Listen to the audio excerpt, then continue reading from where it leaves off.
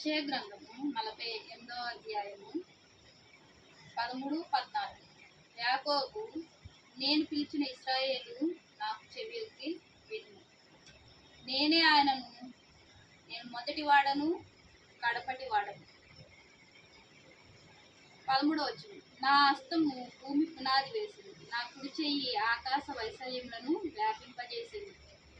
నేను వాటిని పిలువగా ఒకటి తప్పకుండా అవన్నీ నిలుచును. ప్రియమైన దేవుని మాట వింటున్న వాళ్ళరా, దేవుడు ఈరోజు నీతో నాతో మనందరితో స్పష్టంగా మాట్లాడుతున్న మాట, యాకోబు దేవుడు ఎంత ఆప్యాయంగా పిలుస్తున్నాడో. యాకోబు, నేను పిలిచిన ఇశ్రాయేలు నాకు చెవియొగ్గి వినుము అంటాడు. దేవుడు ఏమంటున్నాడు, మనందరినీ అబ్రాహాము, ఇస్సాకు, యాకోబు సంతతిలో మనల్ని కూడా చేర్చాడు. మనము పరదేశులము. మనందరినీ మనం ఎక్కడి వారము ఎచ్చటి వారము మనందరినీ కూడా దేవుడు ఏర్పాటు చేసుకొని మన పితరుల యొక్క సంతానంలో మనం చేర్చాడు. ఆ యొక్క చేర్చిన విధానాన్ని బట్టి దేవుడు ఆ యొక్క ప్రేమతో ఆయన పిలుస్తున్న పలుకు, ఆ మాట, యాకోబు, నేను పిలిచిన ఇశ్రాయేలు నాకు చెవియొగ్గి వినుము. నేనే ఆయనను, నేను మొదటి వాడను, కడపటి వాడను. దేవుడు ఏమంటున్నాడు, నువ్వేమాత్రం భయపడవద్దు, నేను మొదటి వాడను, కడపటి వాడను. నీవు పుట్టినది మొదలుకొని ఇప్పటి వరకు నిన్ను నా కనురెప్పలో, నా కనుపాపలో నిన్ను కాపాడుకుంటూ, భద్రపరుస్తూ, నిన్ను పోషిస్తూ, నడిపిస్తున్న దేవుడను నువ్వేమాత్రము భయపడవద్దు అని ఆయన నిన్ను పేరు పెట్టి పిలుస్తున్నాడు. నీ పేరు ఏదైనా కావచ్చు, కానీ దేవుడు నిన్ను యాకోబు ఇశ్రాయేలుగా మార్చాడు. కాబట్టి ఆ మార్చిన విధానాన్ని బట్టి నిన్ను ఆయన పిలుస్తున్నాడు. ఆయన మొదటివాడు, కడపటివాడు. ఆయన మొదటివాడు, కడపటివాడు అంటే వృద్ధాప్యం వరకు, ఉదిమొచ్చి వరకు ఆయన నిన్ను ఎత్తుకునేవాడు, ఆయన చంక పెట్టుకునేవాడు. ఆయన మొదటి ఉన్నట్లే నీ ఎడల కృప చూపే దేవుడు. నీ యొక్క ముందు ఉన్న స్థితి ఏదైనా కావచ్చు, ఎంతో మంచిగా ఉన్నానే, ఇదివరకు ఇలా అయిపోయిందని నువ్వు బాధపడవచ్చు, కానీ నువ్వేమాత్రం భయపడవద్దు, బాధపడవద్దు. దేవుడు ఏమంటున్నాడంటే, నేను మొదటి వాడును, కడపటి వాడును. ముందున్న పరిస్థితిని కలుగు చేసిన వాడను నేనే, నీకు ముందున్న సదుపాయాలు కలుగు చేసిన వాడును నేనే. నా మీద నీకు ఎంత ప్రేమ ఉందో అని నేను నిన్ను పరీక్షిస్తున్నాను. నేను కడపటి వాడును, నేను విడిచిపెట్టే దేవుని కాదు. నీ చివరి వరకు, నీ యొక్క తుది శ్వాస వరకు నీతో ఉంటాను, నీ వృద్ధాప్యం వరకు నిన్ను ఎత్తుకుంటాను అని ఆయన చెప్తున్నాడు. అదే 13వ వచనం చూడండి. నా హస్తము భూమి పునాది వేసింది. ఆయన హస్తము ఏం వేసింది? భూమి యొక్క పునాదులను వేసింది. మనం ఇల్లు కట్టుకోవాలంటే పునాదులు వేస్తాం, అది మాత్రమే తెలుసు మనకి.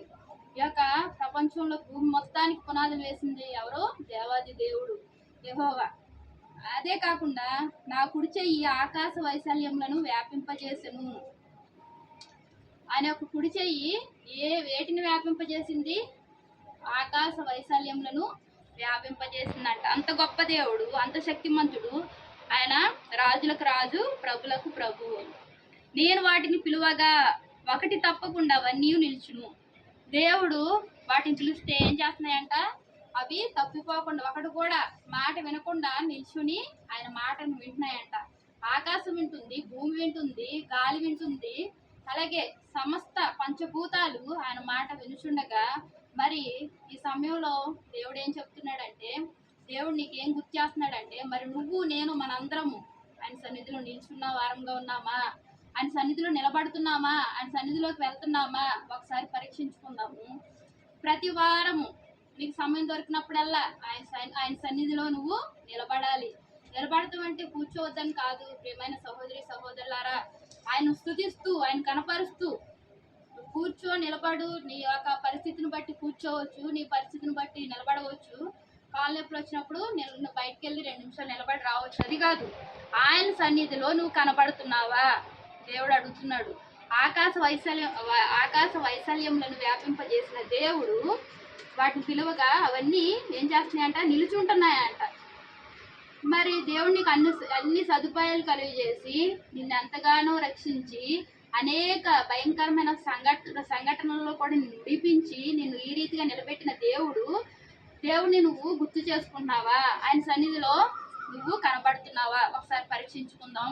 ఒకవేళ ఆయన సన్నిధిలో మనం కనబడకపోతే మనం ప్రతి వారం ఆయన సన్నిధికి వెళ్దాం, సమయం దొరికినప్పుడల్లా ఆయన సన్నిధిలో మనం ఆరాధించుకుందాం, ప్రార్థన చేసుకుందాం.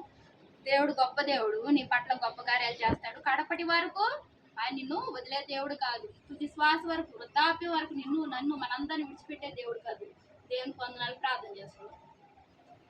మహాప్రేమ గల తండ్రి, కృపగల నాయన, నీకు ఎన్నో వందనాలు స్తోత్రాలు చెల్లించుకుంటున్నానయ్యా. ఈ యొక్క సమయంలో ప్రభు నాయన, నువ్వు మాతో స్పష్టంగా మాట్లాడావయ్యా. ఆకాశ వైశల్యములను వ్యాపింపజేసిన దేవుడు అయ్యా. వాటిని పిలిస్తే నిల్చుంటున్నాయ్యా. మొదటి వాడవు, కడపటి వాడవు. అవును తండ్రి, నీ యొక్క హస్తము పునాదులను వేసింది ప్రభు. గొప్ప దేవుడు అయ్యా, నీకు ఎన్నో వందనాలు స్తోత్రాలు చెల్లించుకున్నాము. యాకోబు, ఇశ్రాయేలు అని నువ్వు తండ్రి పిలుస్తున్నావు ప్రభు. తండ్రి నీకు ఎన్నో వందనాలు తండ్రి. అది ఏసయ్యా, నీ ప్రేమను బట్టి వందనాలు. మమ్మల్ని పిలిచేవారి యొక్క జాబితాలో మమ్మల్ని ఉంచావయ్యా. ఏమాత్రం విడిచిపెట్టలేదయ్యా. మేము విడిచిపెట్టినప్పటికీ విడిచిపెట్టకుండా పేరు పెట్టి పిలుస్తూ ప్రభు నాయన, నీ యొక్క హస్తము మాపై ఉంచి నీ దర్శనస్థాలు భద్రపరుస్తూ నువ్వు ఇస్తున్న అభయాన్ని బట్టి తల్లి నీకు వందనాలు, జయాన్ని బట్టి వందనాలు చెల్లించుకుంటున్నాను ప్రభు. నీ వాక్యం ఉంటుంది ప్రతి ఒక్కరిని పేరు పేరుని ఆశీర్వదించండి ప్రభు. నీ సన్నిధిలో కనబడలాగన, నీ సన్నిధిలో నిలబడలాగన శక్తిమంతులుగా చేయండి ప్రభు. ఎవరైతే బలహీనంగా ఉన్నారో, బంధకాల్లో ఉన్నారో, వారి బంధకాలను బలహీనతలు విడిపించి నీ సన్నిధికి నడిపించి సంతోషంగా నిలబెట్టండి ప్రభు. కృపగల దేవా, నీ కృతజ్ఞతాస్తుతులు చెల్లించలాగిన వారిని ఆశీర్వదించమని నీ కృప చెల్లించుకుంటూ నీ రక్షకుడు యేసు నామములో నేను బ్రతిలాడి వేడుకుంటున్నాను తండ్రి. ఆమేన్, ఆమేన్. అందరికీ ప్రైజ్ లార్డ్.